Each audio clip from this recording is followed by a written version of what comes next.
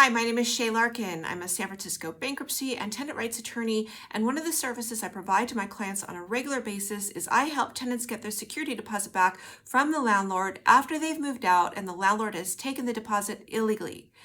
This video is about the top 9 mistakes I see landlords making in the disposition of security deposit. This video is based on California law, and watching this video is not a substitute for sitting down with your own attorney and getting specific advice about your specific situation. Number 1, the landlord is charging for unnecessary cleaning. The landlord is only allowed to charge for cleaning to the extent necessary in order to return the premises to the same state of cleanliness as the premises were in at the inception of the tenancy. If you clean the premises thoroughly but miss some areas, then it is okay for the landlord to charge for cleaning the missed areas. It is not okay for the landlord to require you to hire a professional cleaner even if the premises had been professionally cleaned when you moved in. So long as you left the premises in the same state of cleanliness as when you moved in, the landlord is not allowed to charge for cleaning. In many instances, the premises were actually unclean when the tenant moved in, and the tenant has left the premises in a cleaner state when they moved out. Documentation of the condition of the premises when you move in is really important. Number 2, the landlord is charging for damage that falls within the ordinary wear and tear category. The landlord may not charge for ordinary wear and tear. Ordinary wear and tear is the gradual damage that occurs over time through normal use. Examples of ordinary wear and tear would be minor scuffing to hardwood floors, fading of paint, and small nail holes. Landlords love to charge for small nail holes. A tenant is allowed to make their house their home, and the landlord should not charge for covering small nail holes. Number 3, the landlord is charging for pre-existing conditions that were present when the tenant moved in. An example of this might be a non-working light fixture, damage to flooring, or chips in front doors, or things a prior tenant left behind, perhaps in a storage unit. If these or other conditions were present when the tenant moved in, the landlord is not allowed to charge for them.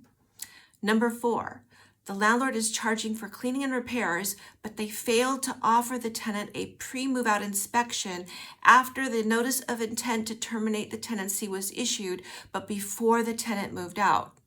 California Civil Code Section 1950.5F requires that the landlord offer a pre-move-out inspection to the tenant in order to ensure the tenant is given a fair chance to be made aware of any conditions at the premises for which they will be charged if they are not repaired or cleaned, and for the tenant to have a chance to make any necessary corrections.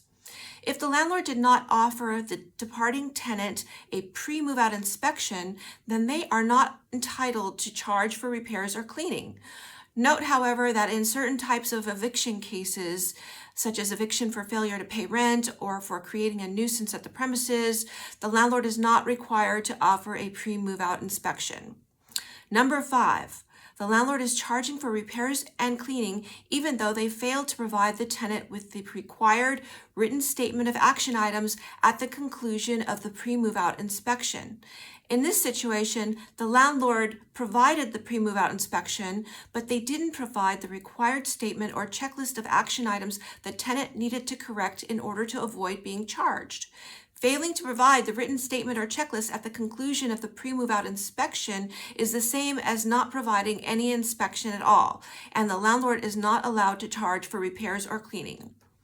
Number 6, the landlord is charging for items that were not mentioned in the pre-move-out inspection checklist but were in clear view of the landlord or their agent when they completed the inspection. The landlord is allowed to charge for damage beyond ordinary wear and tear or for cleaning they didn't notice during the pre-move-out inspection because the conditions were blocked by the tenant's belongings.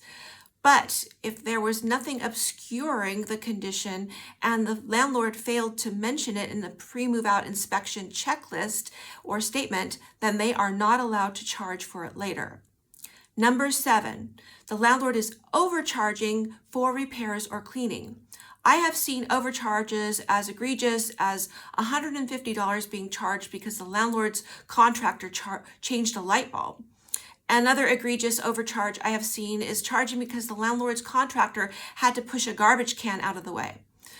Take a look at the supporting documentation provided by the landlord and examine whether the hours spent and the hourly rate being charged are reasonable.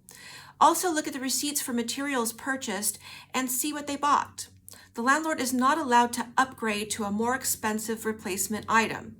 For example, they cannot replace paper honeycomb blinds with wooden slats and then charge the tenant for the higher priced item.